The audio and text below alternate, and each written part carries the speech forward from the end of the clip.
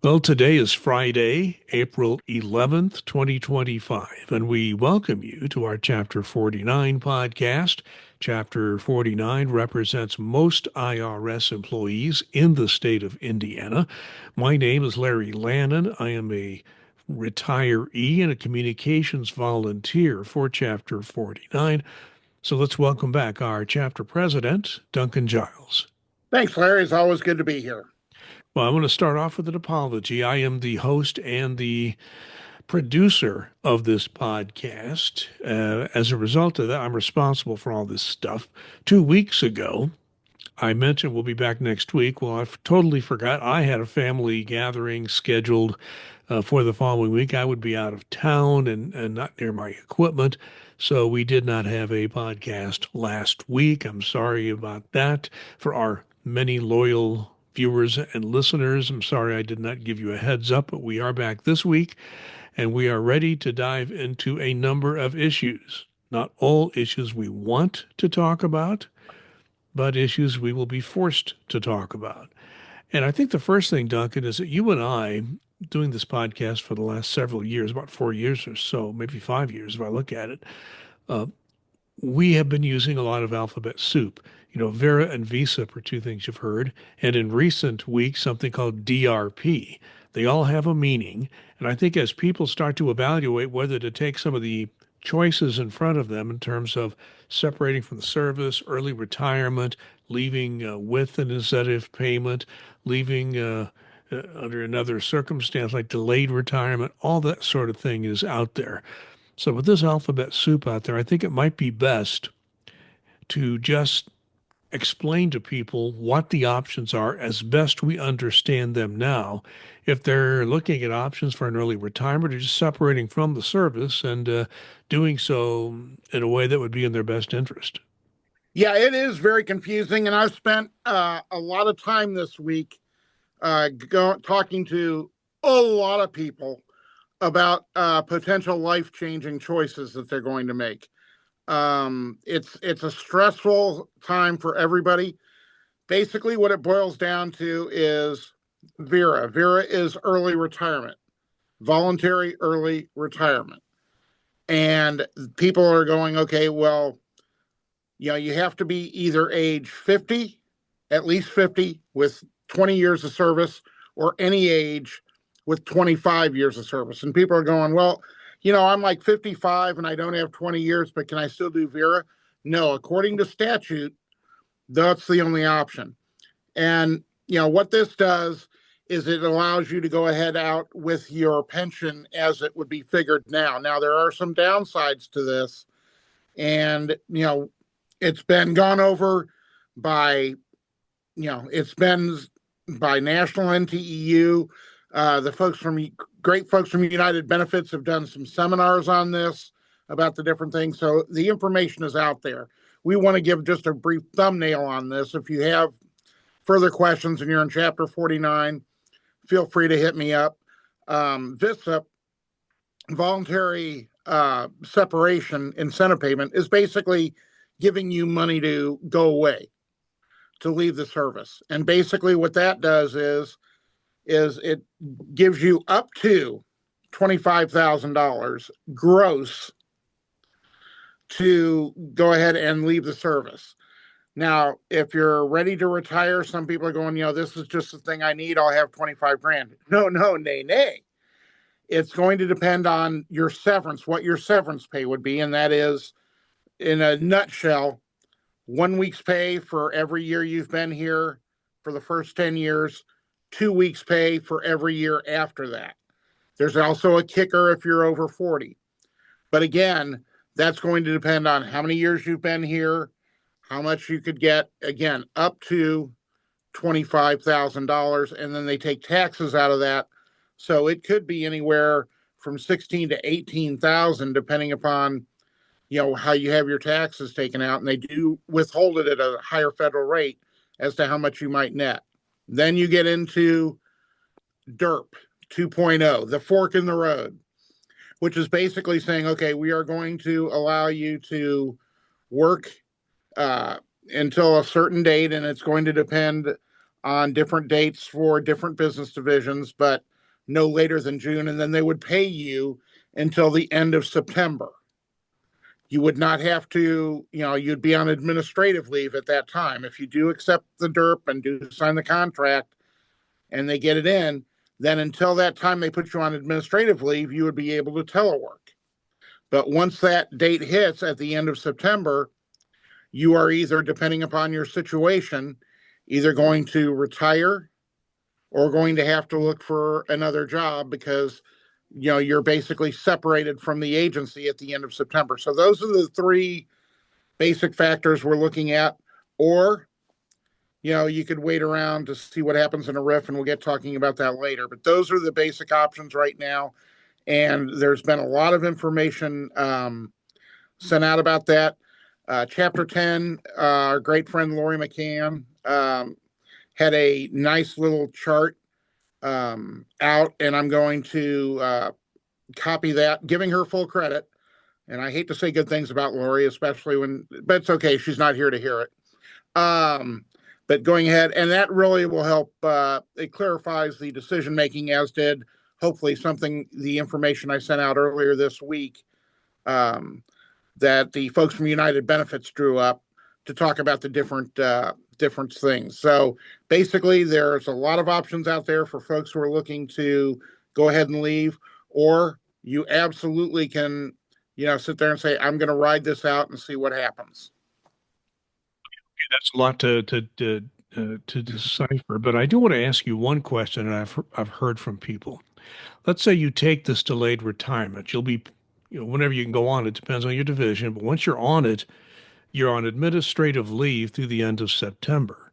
Does that mean outside employment rules apply to you during that period, since you're technically still working for the IRS?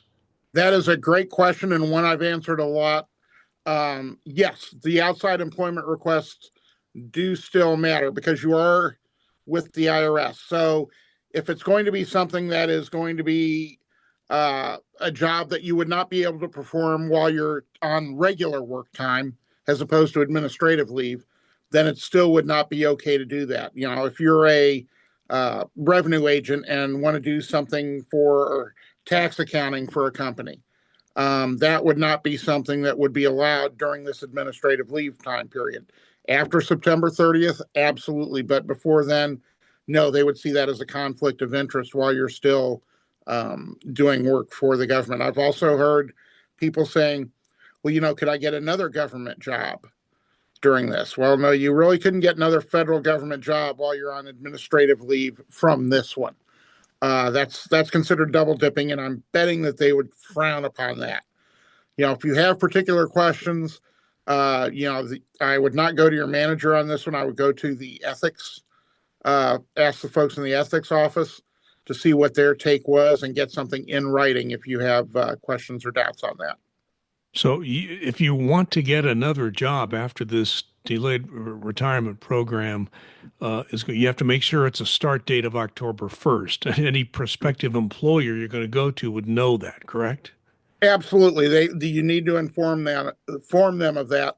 One of the other things I do want to mention, and I've had a lot of people have confusion in saying, okay, I get administrative leave until September 30th.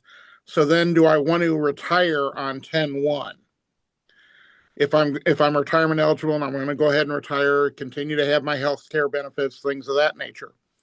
I've been advising people to put down, go ahead and retire on 9/30. The reason for that is that your annuity starts immediately following the month that you retire. So if you retire on 9/30, your annuity starts on 10/1.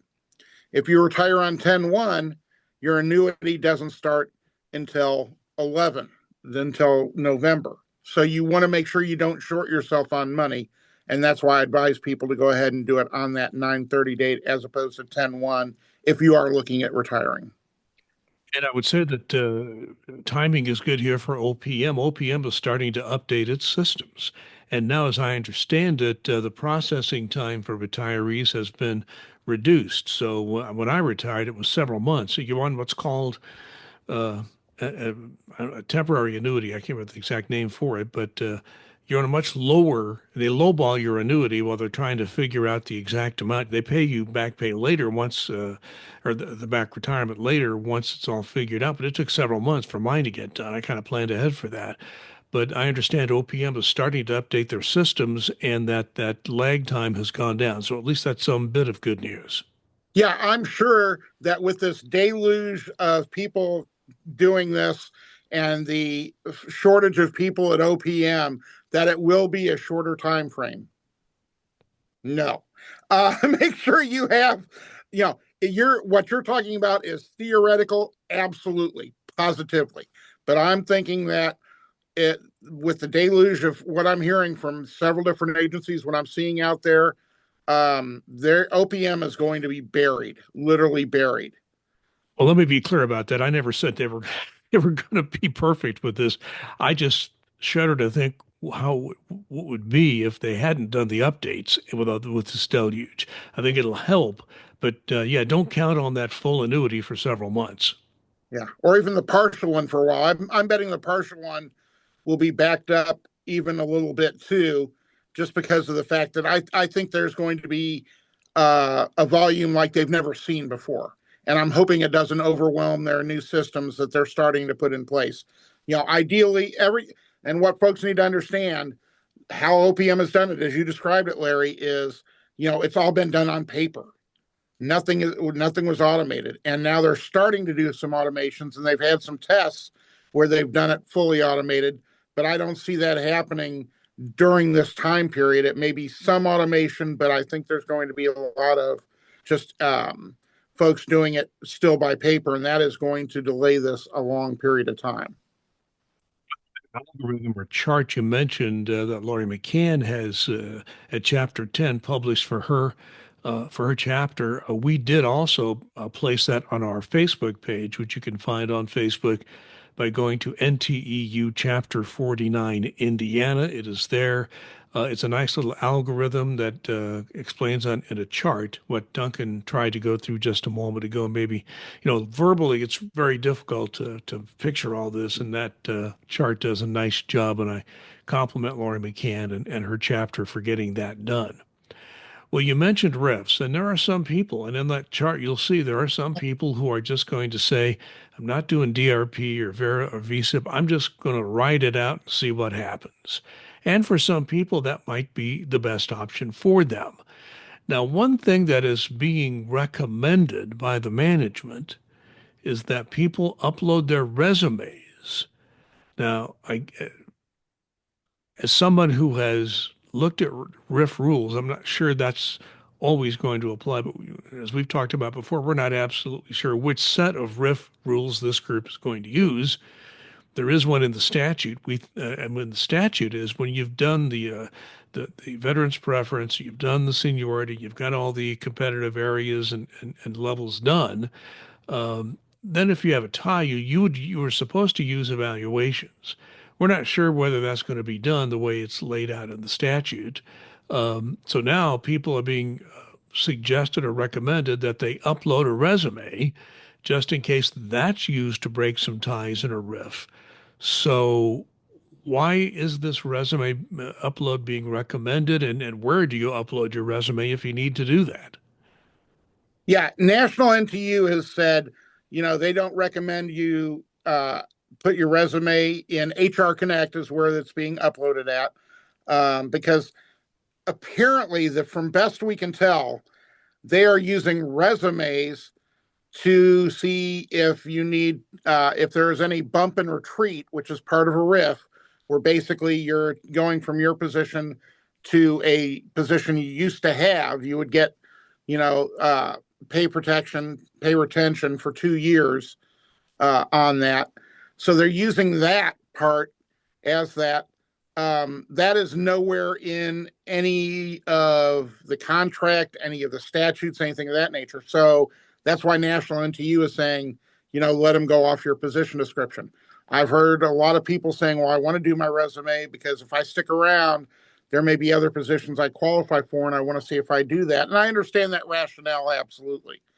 And people are, one of the things I want to clear up about riffs is these are going to be They're not going to be saying, okay, here it is. As of this date, everybody that we're riffing is gone. This is going to be doing for lack of a better term, just unfolding of a riff. Because they're supposedly, from what I'm hearing and seeing, going to be sending out riff notices every other week. So, to increase the suspense for everybody. How much fun is that? So you just don't know. So it's going to be by different divisions, because I think if they try and do a riff all at once, it would be an unholy mess. I think that they're going to have problems, because if you have, what we've got right now, the DRP, the VERA, and the VSIP, from what I'm doing anecdotally, what I'm hearing is that there are going to be an awful lot of people taking these. So that would hopefully mitigate the need for a riff. I don't know whether that's logical, and I don't know how that's going to play. And they're going to have to factor those numbers in for every division every time they do one of these competitive areas that they're looking at riffing. I've heard there's some other issues in the background as well. So this could be a huge, huge, huge mess and not done correctly, which I know will surprise and shock everyone. It's just one of those things that we're trying to get out as much information as we can, as Larry and I know it and see it. We want to get out that information so everybody can make the best decisions they can. And I like to be transparent, so there's no surprises, as little surprises as possible. But in this type of situation, unfortunately, the surprises, and they're all bad, are going to continue to come. The last thing I do want to go back to for something I forgot to mention, folks are going, okay, I've put in for the DRP. I haven't heard back anything. I'm starting to panic. What if they don't take it? What if they didn't get mine? If you received an email back from the DRP area that said, we've gotten your DRP, you've got that. Your contracts will start, and that's what they are, contracts/agreements, will be coming out supposedly starting today, and they'll be rolling out in batches. So if somebody gets it today at 10 o'clock or 11 o'clock in the morning and you haven't gotten yours yet, don't panic. Don't be calling your manager. Don't be calling your union chapter office, because they will be coming. So I just wanted to also mention that's how they're going to be doing that as well. So it's very confusing. And again, they're not putting out this information. This is stuff that we're piecing together. When Larry and I do a lot of these podcasts, we're getting information. It's almost like the old story about the blind man describing the elephant. Different parts. You're trying to put together different parts to come up with a complete picture. And until you start getting more and more of those parts, you cannot figure out what the heck it is. And that's the point we're at now. We're giving you what we know about those parts at this point, but we don't by no means have the complete picture on the riffs, on DRPs, things of that nature. So we just want to give you what information we do have. Yeah, that's a very good explanation. And yeah, I think that the confusion is there because everything is happening so quickly. By the way, when Duncan says today, just a reminder, that's April 11th. So you may listen or watch at another time. April 11th is a reminder. That's the date we record this, and we're recording this around 10 a.m. Eastern Time on April the 11th. So Rifts are coming. We think as Duncan said, we hope they're mitigated by people who choose to leave. A lot of people are having to make very important decisions, and they're making them right about the time we're recording this podcast, as a matter of fact. I want to talk about the 410s. That's where you work 4 days a week, 10 hours a day. It's something near and dear to my heart. When I started at IRS in 1983, in July, I started out as a supply clerk. I worked 410s, and you wouldn't believe how much work I got done. I would come in at 6 in the morning, and most people came in at 8. I got so much work done between 6 and 8 a.m. because as a clerk, as a supply clerk, particularly, I had secretaries from all over the building calling me and needing help, but I didn't have any of that between 6 and 8 a.m. I found it to be an extremely good thing, not just for me, but for that supply operation because I was able to get so much basic work done in a couple hours before people came in, and my energy and attention had to get diverted to things that came up along the workday. So 410s have been around for a very long time. I think it goes back to the early 80s when Chapter 49 we had local agreements and negotiated that first agreement for 410s under George Bilkey as president. Well, now we have an edict again with the 410s. It appears that the 410s are a thing of the past, something I don't think is good for either the employees or the service or the efficiency of the service. But again, that's my view, having worked in the service for 28 years before retiring in 2011. So, Duncan, tell us what's going on with the 410s. Yeah, this one just basically came out of the blue.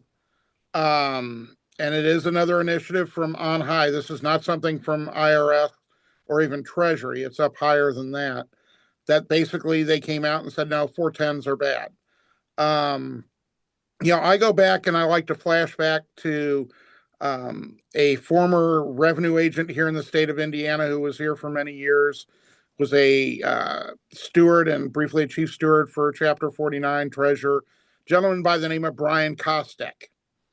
And Brian Kostek went into a second level manager one time because the second level manager did like things like credit hours.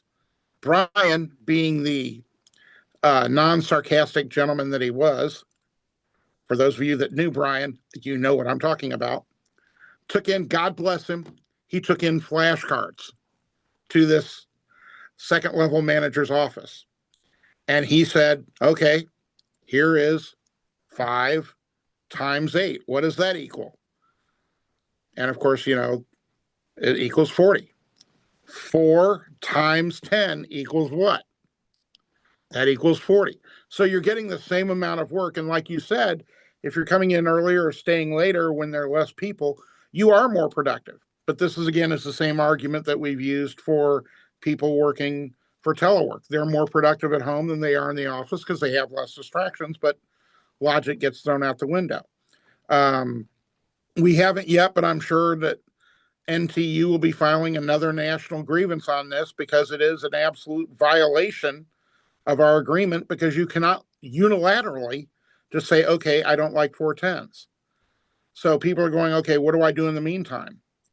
I would recommend that people look at 549s because this is strictly 410s that they have said that they do not want.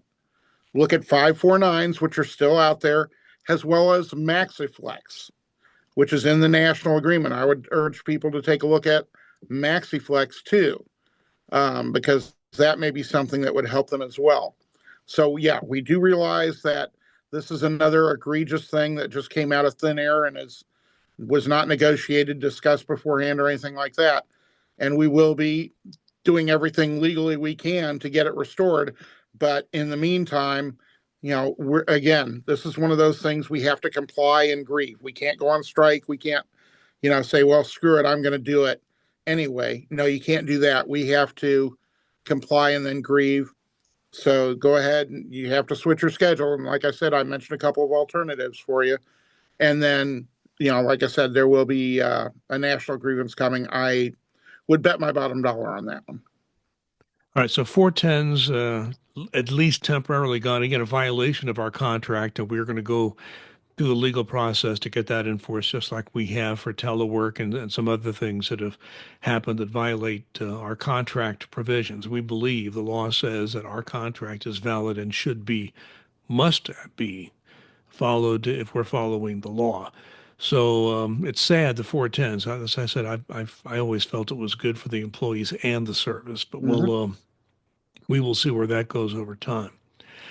Duncan, as we talk about DRP, VERA, VSIP, particularly DRP, if you're sitting at home and you are on the payroll of the IRS to the end of September, but you're not working, guess what? You still have to be in compliance with the tax laws.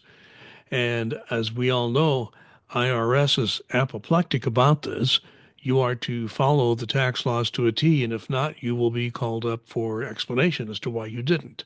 So as we come along to the tax deadline, that it is important that you file your taxes on time. Oh, that's number one. Number two, we want you to pay your taxes on time. If you cannot, work it out. But we would always think it's always best to pay your taxes on time too. Don't even get into that if you can help it. But if you have to pay it on an agreement or something, let your chapter know because we may have to get involved at some point. So I guess as the tax deadline comes up, we want to remind people, even if you're on this deferred program, you still need to be compliant with the tax laws. Absolutely. Very well said, Larry. It's one of those things where, this is drilled into us, part of the deadly sins that you have to file your tax return on time. And you have to, if you owe any tax, you have to pay that on time. So please, please, please do not give anybody out there that is looking for an excuse to do something to federal employees by not filing your tax return on time and not paying in full on time if you owe. As Larry mentioned, if you do owe, get on a payment plan as soon as you can if you cannot pay it in full, and get it paid off as soon as possible. We don't want to give anybody an excuse to go after folks for not filing or not paying. And again, everybody is entitled to do a payment agreement if you can't pay it in full, but we just don't want to give them folks who are looking for trying to reduce the federal workforce any excuse that they can to do that by someone not doing something that we've all been trained to do and know we've had to do ever since we came to the IRS. That this is tantamount to us. It should be tantamount to everybody, but I mean, especially for us. File those returns on time, and if at all possible, if you owe, pay it full. Well, Duncan, I have to go back for this last item because this again goes back to when I started at the IRS, July 11th in 1983. One of the first things I did when I was a supply clerk was sign the paperwork to join NTEU. And ever since that time, as an employee, I had dues withheld from my pay. And as a retiree, we pay once a year. It's a smaller dues. If you retire, you can still be a member, and I would encourage people to do that as retirement looms. You can be a retired member, and it is a good thing to do. But the way dues are going to be paid is changing. So explain that. Yeah, this is what we've heard, that part of the executive order that's going on is that they've said that they will no longer withhold from federal paychecks dues to unions. So what's going to happen is, people are going, well, how are we supposed to pay this? National NTEU has known that this might be a possibility for quite a while. So they are setting something up, and something will be going out. It would not surprise me to see it go out very early next week, if not before, on how to sign up for electronic dues. And I don't have the particulars on the program, but I would imagine it could be a direct draft from a credit card or a bank account, something of that nature, so that you could be still in good standing and still be a dues paying member. Do I think this is a little bit more pain in the butt? Absolutely. And again, I think this is part of a larger plan to try and make, do what they can to make employees feel more embattled, make it harder for them, make them feel less protected, things of that nature. Well, NTU is still here, still going to be around. And, you being a member is of the utmost importance, because that's what we count on. There's strength in numbers, and we need to all be together on this for all these different battles that we're fighting. So when that information comes out, it should come out to your personal email. If you do not have your personal email on the NTU.org website, I would urge you to make sure that you do get that on there, because they will be communicating. Already, we've been communicating more and more things to personal email rather than a work email. And this is the type of thing that will absolutely go on there. So, and, people will ask, is this going to be protected? Yes, it's going to be protected. It's, same as any other business. We're going to have it encrypted, things of that nature. But yeah, we would urge you to make, when that comes, we would urge you to make that transition your dues aren't going to change. It's not going to be going more. There's not going to be a charge for a credit card or something like that. It's just something that we want to make sure that folks make that transition to still be a member of the of National Treasury Employees Union to be fighting these battles. And Duncan, it's time for your final comment. Yeah, my final comment is going to be on people who are, and this goes back to again, NTEU. I hear a lot of things like, well, they're not letting me switch PODs, or they're not letting me switch seats, or, they're taking away 410s, or they're, making us return to office. NTU is weak. NTU is not doing anything. Why should we belong? That is so far from the truth. It's unbelievable. If you didn't have NTU, folks, you'd feel like a steamroller came over you. And I know a lot of folks are sitting there going, well, I already feel like, oh no, this would be much, much, much, much worse. NTEU is using every single legal avenue that they have to fight these unlawful, and so many of them are literally unlawful. They're either against our contract or federal statutes. And we are doing everything that we need to do. We start out by filing national grievances. We don't get the answer we like. We do things like go to MSPB, our Merit System Protection Board. If they're not ready to do their work because they're not constituted, we go to the federal courts. And that's what we've already been doing and have been doing and will continue to do.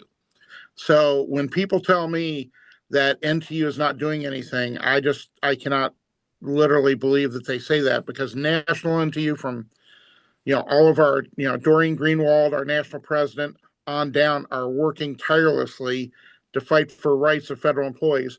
Here at Chapter 49, we are trying to get out as much information as we can. Where stuff needs to go to national office for their awareness, we do that.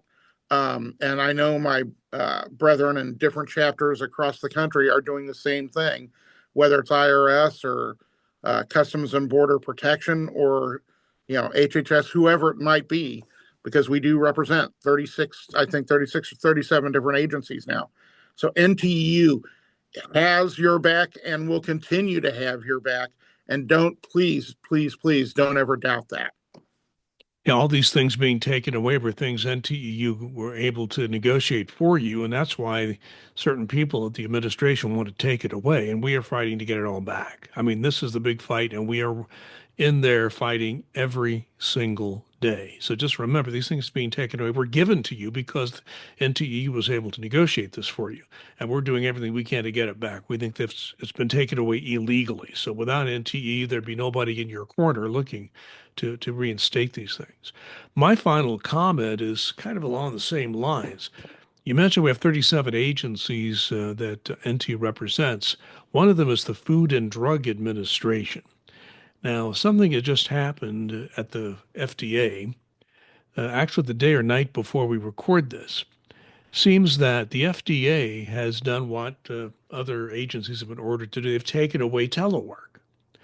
Well, what's happening at the FDA, they have some highly educated people who are working in the area of drug approval. So when a new drug comes up, it has to go through a very prescribed process. And we usually know most about it when it's sort of at the end game and the final approval. So a whole lot goes into it before that. Turns out that so many people had worked telework, these highly educated, skilled people at FDA started leaving because telework was no longer available to them. So guess what? FDA has pulled back this whole telework refusal, and now they're allowing certain people to work telework so they don't quit and they can actually get drugs approved. This is the sort of thing we're going to continue to see throughout the federal government, as telework, as Duncan and I have said many times, is not just in the interest of the employee, but in the interest of government and the public that is served by this government. So we do believe telework is a good thing.